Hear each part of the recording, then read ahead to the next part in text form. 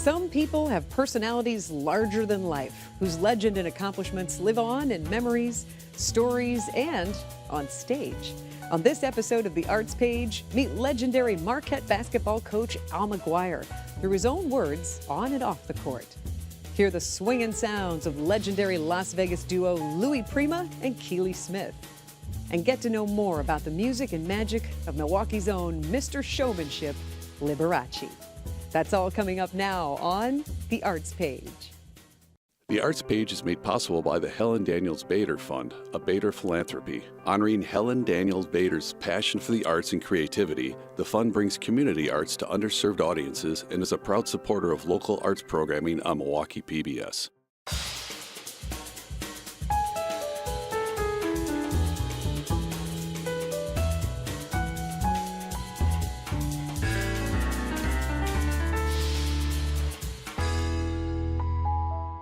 Welcome to The Arts Page. I'm your host, Sandy Maxx.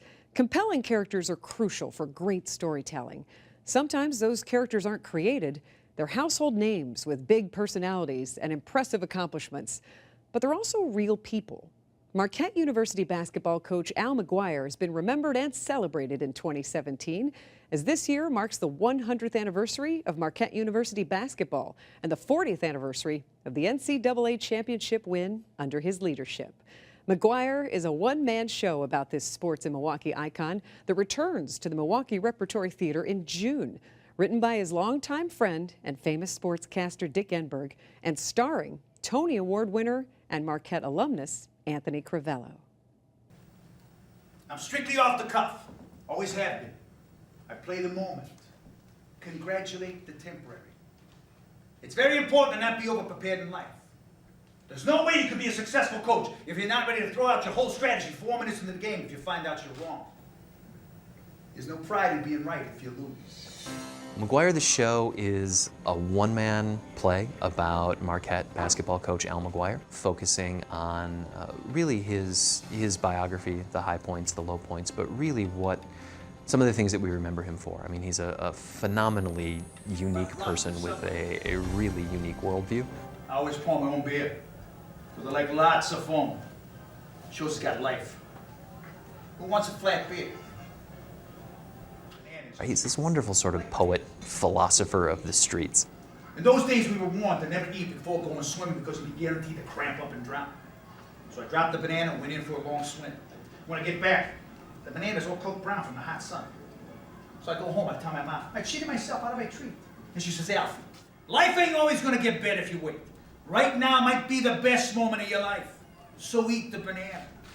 Al was a guy who was very, very concerned with notions of balance and happiness, and always sort of being true to yourself first.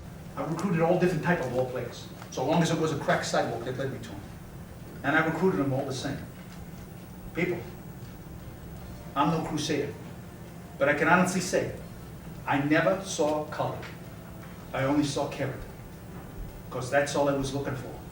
We start with him, talk about his first coaching job at Belmont Abbey in North Carolina, tiny little church school. But everyone a good Catholic. The Benedictine monks that ran the Abbey, they weren't sure what to make of that. But after we went 24-3 in my first year, they were happy to let me do things my way. Then I hear this big opportunities open up at Marquette University. Respectable program. Been to the tournament a couple of times, but I didn't even know where Milwaukee was. Then follow him, through getting the job at Marquette to having success at Marquette. Maybe you could say Marquette University owes me a lot for all I've done for the team and the school. And you'd probably be right. But whatever I've done for them, I owe them even more. And then the retirement, and ultimately his post-playing broadcasting career, especially through his partnership with Dick Enberg and Billy Packer. So the game begins, and I push my button, and a right light goes on in front of Dixie and Billy sitting courtside on Press Road. So now Dixie says, let's go to Al McGuire.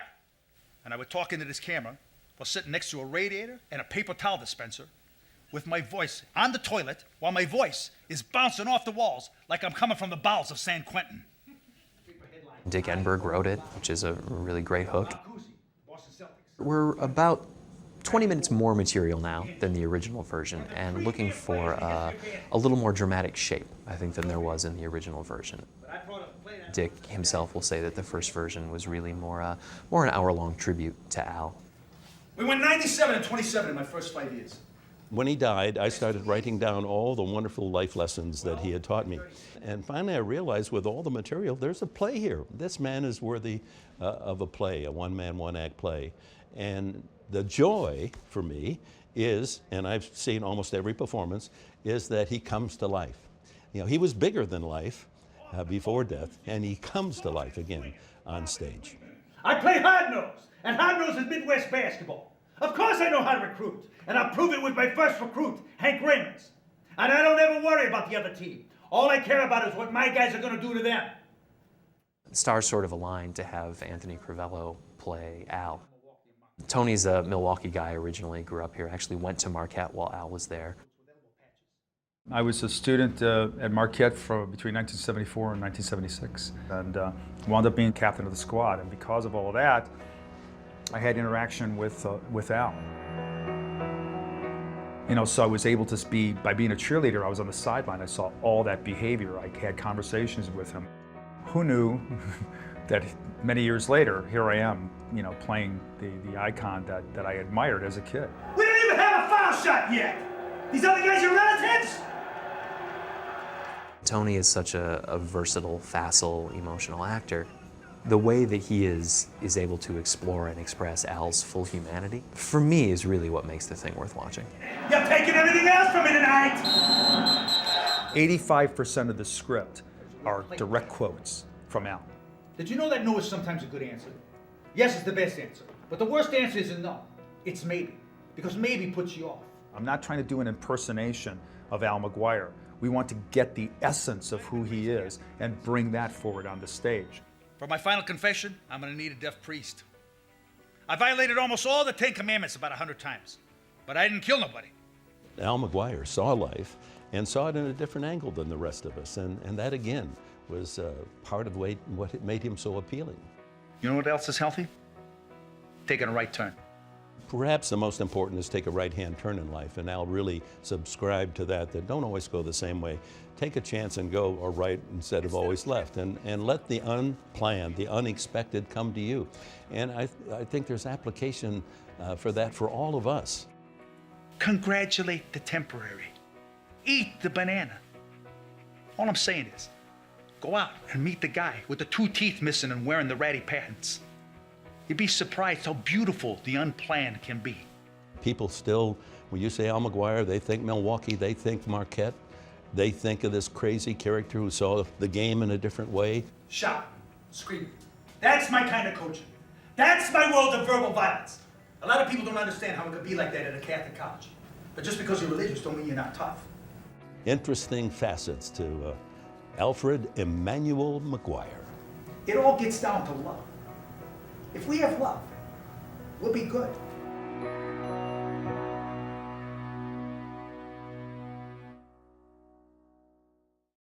Anthony Crivello's acclaimed performance of McGuire returns for a limited engagement to the Milwaukee Repertory Theater, June 1st to the 18th. Check out more photos and videos from the production of McGuire online at MilwaukeeRep.com. You just saw Milwaukee native and Tony Award winner Anthony Crivello portray Coach Al McGuire. He also played the part of musical powerhouse Louis Prima on stage in Louis and Keely Live at the Sahara. In the 1950s and 60s, Louis Prima and Keely Smith were the swingin'est musical duo on the Las Vegas Strip.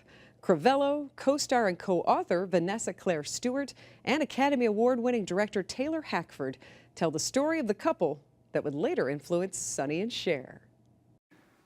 My mama taught me, never stop smiling. Never do a bad show. And rule number 1, always listen to your mama.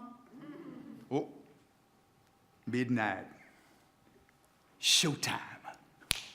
When the music hits you, you can't help but start tapping your toe because these musicians and Louis Prima and Keely Smith were great. Angelina, I adore you. Louis and Keely Live at the Sahara is really a musical play. It's very much a Star is Born story because Louis Prima was a huge music force in America.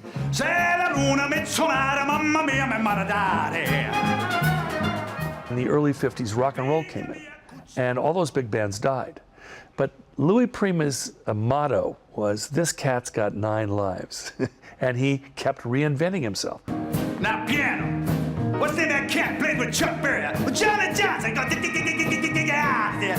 Now bring it to plumber like a zebba-debba-doom-pop. Now. He met this young 17-year-old girl in Norfolk, Virginia. Her name is Keely Smith. She was a big fan of his. She saw him when he was at the height of his career at the Steel Pier in Atlantic City, and couldn't wait to meet him and wanted to sing for him. I'm Dorothy Keely. My uncle said you were looking for me. And what are you wearing? I was at the beach. I got here as fast as I could. You can't come on stage like that. Yes, she can.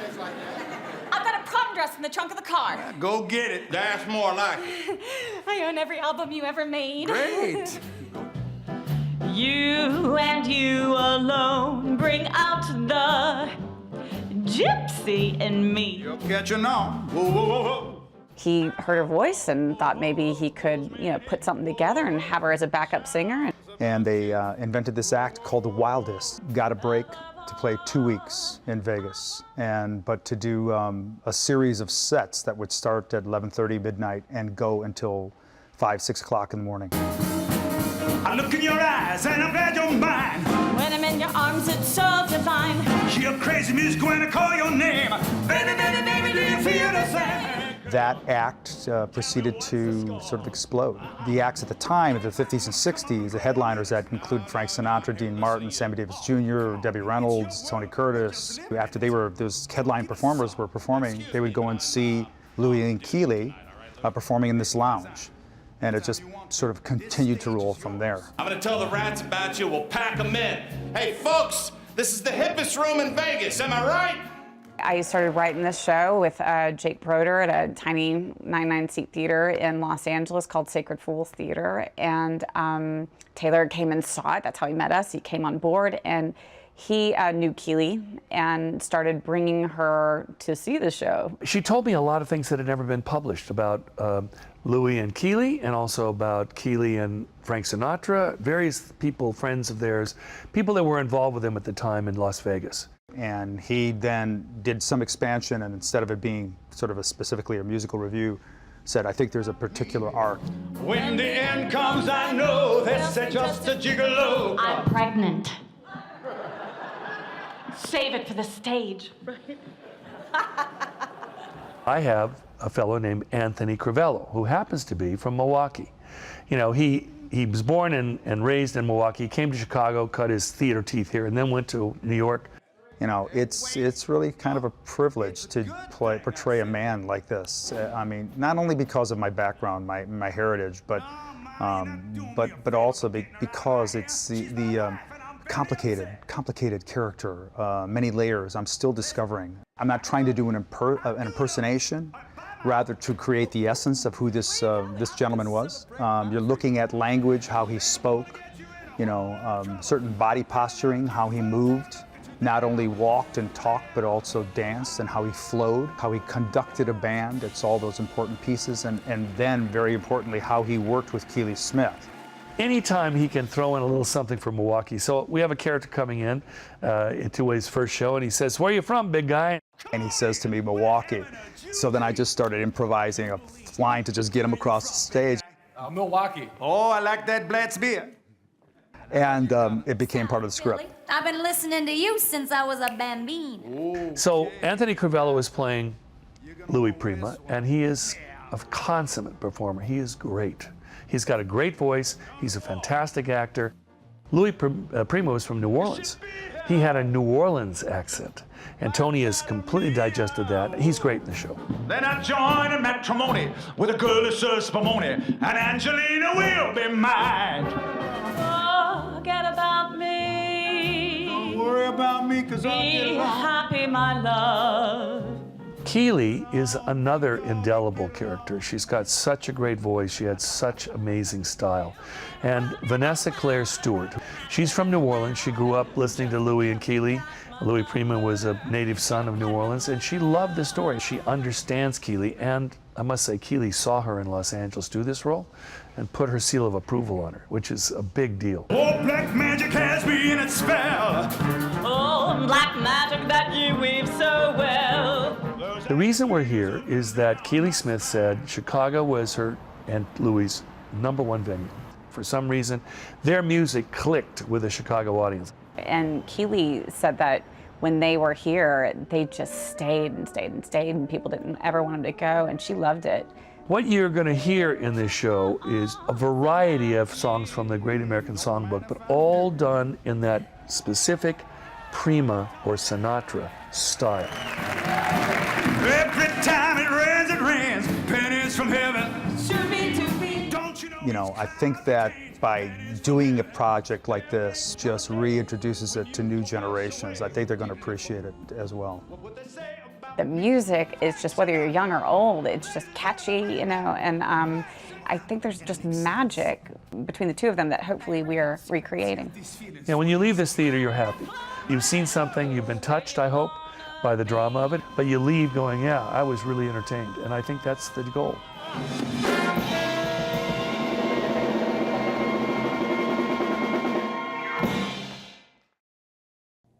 Louie and Keely live at the Sahara got rave reviews during its 2015 runs at Chicago's Royal George Theater and at the Laguna Beach Playhouse in Laguna Beach, California.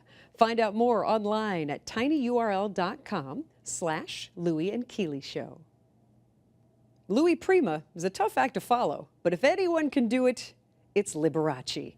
Liberace grew up in West Dallas, Wisconsin, and became known around the world for his spectacular piano performances and equally fantastic costumes. We return to the Milwaukee Repertory Theater and get to know the man behind the music and the well-earned nickname, Mr. Showmanship. Hi there, ladies and gentlemen. My name is Vladziu Valentino Liberace. Vladziu, W-L-A-D-Z-I-U. My mother liked the name when she saw it on the doctor's eye chart. It's Polish for Walter. My friends call me Lee. You can call me Lee. Well, strap in, friends, 'cause here we go. I wonder if any of you are old enough to remember the boogie woogie craze.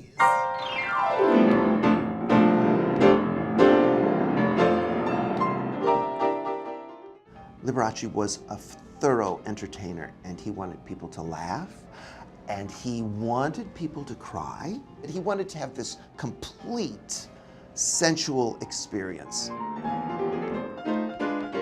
Liberace is a play about Liberace, a sampling of his life and his music, and digging a little deeper into the biography that most people might not be aware of. The play itself explores issues of identity and sort of the masks that we wear on a day-to-day basis. And Liberace had sort of the biggest, most expensive mask anyone in the history of show business ever did. You know, this character that we associate with the Liberace in our mind, the feathers and sequins and the cloaks and capes, was to him in many ways a disguise to allow him to go out and perform every evening, to share the music that he really loved with his audience. That boogie woogie always takes me back to my youth during the Depression. Boogie woogie, Tin Pan Alley, and ragtime. We start with him as a little kid growing up in West Dallas, Wisconsin in the early 1920s. All through his formative years, his time at the Wisconsin Conservatory of Music, learning to play, the struggle he had to decide whether he wanted to be a classical pianist or just an entertainer, his rise to fame throughout the 40s and early 50s, and then his fall and his rise back, and then again, ultimate subsequent fall with his death in the 80s. All done in front of the candelabra. This is not a backstage story. He spent his life in front of audiences. It was sort of a creation, this Mr. Showmanship that we see. It was his own creation. So the trick of this play is, how do we tell the truest story we can out of the mouth of somebody whose idea of truth was layers and layers of artifice? Mr. Showmanship. Laugh at yourself before they can laugh at you, right? You know, this is what I wore to my last command performance for Queen Elizabeth. And would you believe it? I was the only one there with one like it. Jack Forbes Wilson is Liberace. I mean, he's perfect. He's a local artist here in Milwaukee. We've worked with Jack here at Milwaukee Repertory Theater a number of times. This play was first done 4 years ago. I thought Liberace was a pretty good piano player, and I didn't know if I could pull that off. And then after I said yes, I realized what a really phenomenal piano player Liberace was, so I had to start practicing. So I was involved in choosing a lot of the music and finding things that he did that I liked, that I think would still be popular today, and that I thought I could pull off. To me, there wasn't any difference between Rachmaninoff and ragtime. Music was music, and I loved all of it. So Jack's able to blend this endless volume of text I've given him. I mean, he says more words than Hamlet in this play, with some really ferocious musicianship. It's just a great evening of music inside a great story, but Jack was sort of the ultimate no-brainer to do the role. Down in a meadow, in a little bitty pool, swam 3 little fishies and a mama fishy too. A sing-along, you all know the words. He was a great piano player, but I don't think that that's what sold out Radio City Music Hall 3 years in a row. I think it was his warmth and generous spirit that somehow got over those footlights and reached those devoted fans of his. I think he needed that feedback from the audience his whole life. That's a nice little song. His costumes developed from those early performances where he was working larger and larger audiences and wanted to be seen. And he was not afraid to just keep going. My friends in the bowl went nuts over the mix of styles. He could go as far as he wanted to go, mainly because there was always a twinkle in his eye. It was always a sort of a joke. And it was impossible to laugh at him because he was laughing way before any of the critics were. We started out with capes, but then Elvis went to capes, so we had to lengthen ours to cloaks, and that led to robes. I know. He always aimed for this elegant Hollywood image, so he always wore tails or a tux. And there's one last piece. I saw it in a movie about my favorite composer, Chopin. In one scene, he didn't have enough light to play, so a cute little maid put one of these right on his piano. I thought it looked pretty classy, so I started using it on those supper club tours, and wouldn't you know, it became my trademark. Nice, huh? By the time of my 35th birthday in 1954, I was the biggest star in America. Between my tour dates, endorsements, TV residuals, and record royalties, I pulled in more than $1 million that year playing the piano. People really like this story. For all the good and for all the bad, he's sort of the embodiment of what we used to call the American dream. He came from humble Milwaukee origins, a working class family in this working class immigrant neighborhood of West Dallas. And he worked and he created this thing for himself. And so I think there is this appeal of the self-made American who went to being the highest paid entertainer in the world at various times in his life. I hope that audiences walk out with a greater appreciation for who he was, what he struggled with in his life, and the real success that he had to find a way to execute his art and to share the music that he loved with people. If we're willing to honor and celebrate ourselves for who we are as individuals, that the world becomes a richer, more interesting place as a result. You can experience more glitz and glamour of Jack Forbes Wilson as Liberace on the Milwaukee Repertory Theater's YouTube channel. Visit tinyurl.com/LiberaceMKE Rep to see more. Learn more about the Arts Page and catch up on our previous episodes when you visit the Milwaukee PBS website at milwaukeepbs.org and click on the Arts Page. And please like us on Facebook at the Arts Page to get updates on artists you've seen on the show and share your feedback and ideas. On the next episode of the Arts Page, see the world through the lens of some of our favorite local photographers. Enjoy a variety of images from Wisconsin landscapes to Route 66, from garden beauty to gritty motorcycles. I'm Sandy Maxx. Thank you for watching, and please join us next time on The Arts Page. Funding for the Arts Page is made possible by the Helen Daniels Bader Fund, a Bader philanthropy. Committed to bringing the creative arts to underserved audiences, the Helen Daniels Bader Fund encourages collaboration and innovation that strengthens our community to make our world a better place to live.